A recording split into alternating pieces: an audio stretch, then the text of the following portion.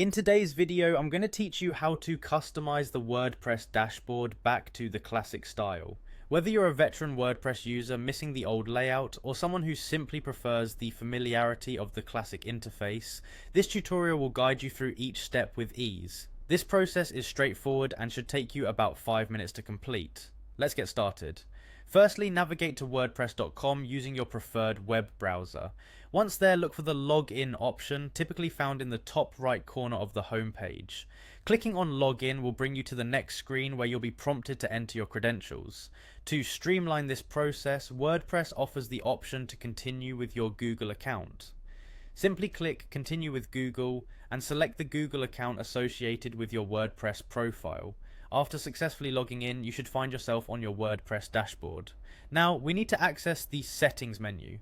An easy way to do this is by clicking on the direct link to your site's settings page, which may be located under the dashboard menu or accessible via the special URL provided for your account. In the settings, you will have the opportunity to customize various aspects of your WordPress site, including the appearance of your admin dashboard. Once you are in the settings menu, scroll down until you see the option for admin interface style.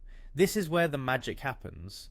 The admin interface style setting lets you choose between different dashboard layouts. To restore the classic look and feel, simply click on Classic Style. Selecting this option will immediately switch the dashboard interface back to the traditional layout that many users know and love.